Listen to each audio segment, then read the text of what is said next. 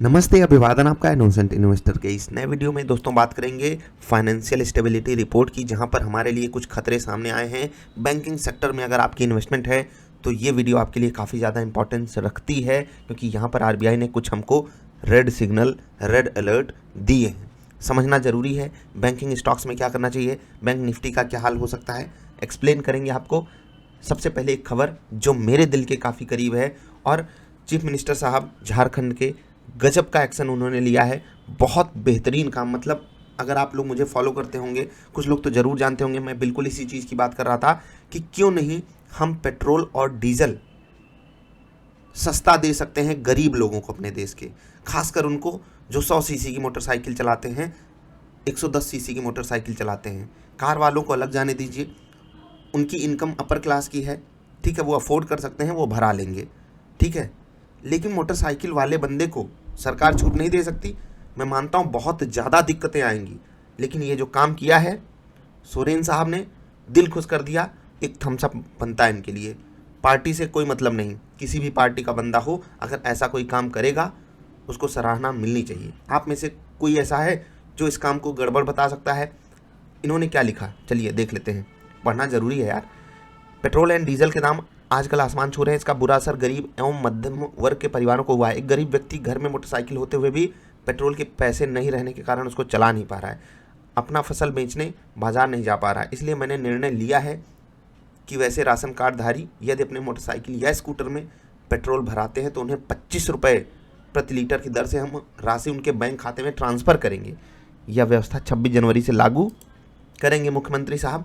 बहुत अच्छी बात है।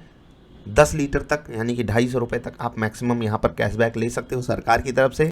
अगर प्राइवेट कंपनियाँ आपको कैशबैक दे सकती हैं तो सरकार क्यों नहीं दे सकती कैशबैक?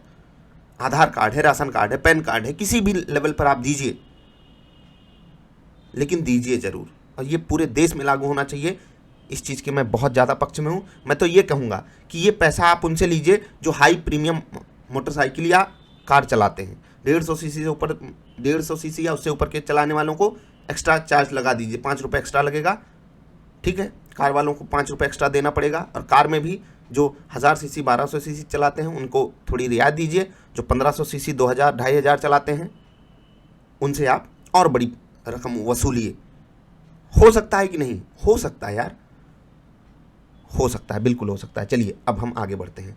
फाइनेंशियल स्टेबिलिटी रिपोर्ट में सबसे खतरनाक बात जो हमारे सामने आई, मैं उसको डिस्कस करना चाहूँगा, क्योंकि ये मुद्दा ऐसा है कि दोस्त, अगर ये सच में अगर ऐसा है तो अभी तो बैंकिंग सेक्टर में फ्रेश पैसा डालने से आपको बचना चाहिए। जो आपकी अभी तक की इन्वेस्टमेंट है कंटिन्यू कीजिए उससे, लेकिन फ्रेश पैसा आपको नहीं डालना चाहिए। क्यों? क्योंकि यहाँ पर कहा जा रहा है कि शेड्यूल्ड कॉमर्शियल बैंक्स, यानी कि हम आप सब जिसमें पैसा लगाते हैं, वही आपके प्यारे HDFC, Kotak, ICICI, axis, state bank, PNB, इन सब की बात हो रही है। यहाँ पर जो ग्रॉस नॉन परफॉर्मिंग एसेट है ये अभी 6.9% है, बढ़ करके ये 8.1% हो सकता है। यानी कि अगर आप देखोगे 1.2% ग्रॉस NPA बढ़ने वाला है। प्लस होना ग्रॉस NPA का बहुत बड़ी नेगेटिव साइन होती है किसी भी बैंक के लिए, इवन पूरे देश के लिए। और अगर आप ये देखोगे कि बैंकिंग सेक्टर में ओवरऑल की ये बात हो रही है तो कमज़ोर बैंकों में ये हालत और ज़्यादा ख़राब होगी। अलर्ट, बिल्कुल रेड अलर्ट साइन है। खासकर अगर आप छोटे बैंकों में पोजीशन बनाकर रखे हो तो थोड़ा, जब आप लॉन्ग टर्म सोच रहे हो, अलग एंगल से देख लीजिएगा इस खबर के बाद, इस स्टेबिलिटी रिपोर्ट को पढ़ने के बाद, ठीक है। अभी कुछ और बातें यहाँ पर डिस्कस करना ज़रूरी है। सबसे बड़ी बात यहाँ पर डिस्कशन में ये होनी चाहिए कि ये बेस केस सिनारियो है। वर्स्ट केस सिनारियो जो हो सकता है, ठीक है, वर्स्ट केस सिनारियो यहाँ पर जैसे लिखा हुआ है सीवियर स्ट्रेस सिनारियो, यहाँ पर ये 9.5% पे जा सकता है। और ये खतरनाक बात है, क्योंकि 2.6% वर्स्ट केस सिनारियो में ग्रॉस NPA का बढ़ना बहुत बड़ी मतलब बात है ये, नेगेटिव वे में। चलिए, SCBs would however have sufficient capital, यानी कि उनको ऑपरेशन में कोई दिक्कत होगी नहीं। एग्रीगेट बेसिस पे भी, इंडिविजुअल लेवल्स पे भी, मतलब कि उनका ओवरऑल कॉम्बिनेशन भी और एक बैंक का भी ठीक ठाक है। स्ट्रेस कंडीशंस में भी वो सर्वाइव कर सकते हैं, यानी कि बैंक आपके बर्बाद नहीं होने वाले। आरबीआई ये कह रही है हमारे साथ, हमारे सामने आकर के। लेकिन GNPA बढ़ सकता है। अच्छी बात यह है कि जो प्रोविजनिंग कवरेज रेशियो है 68% पे है। इसका मतलब एक एंगल से मैं आपको सिर्फ समझाता हूँ कि मेरे 100 रुपये एनपीए हो गए, अप्रॉक्सीमेटली 70 रुपये के लिए मैंने अपने प्रॉफिट्स में से पैसा अलग से निकाल के रख दिया। ठीक है, 70 रुपये मैंने अलग से निकाल के रख दिया कि चलो यार हो गया एनपीए, ये मैं अपने प्रॉफिट में से निकाल के रख दे रहा हूँ। यानी कि बैंक्स अपने ऊपर लोड ले करके चीज़ों को हैंडल कर रहे हैं, जो कि काफ़ी अच्छी बात है। ठीक है, अभी आगे बढ़ते हैं, बैंक निफ्टी के चार्ट पर चलेंगे, आपको दिखाते हैं।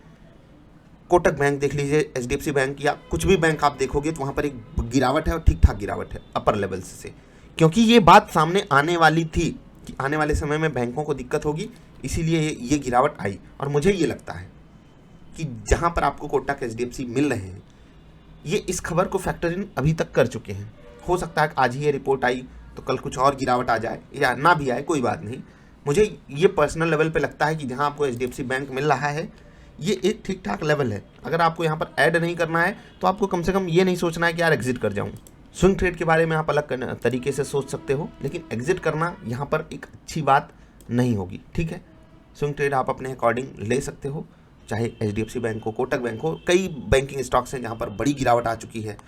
चार्ट पैटर्न को अगर आप समझोगे, छोटे बैंकों में अभी हमको अलर्ट साइन में ही रहना है कि वहाँ पर हम पोजीशन ना ही बनाएं तो ज़्यादा बेटर है।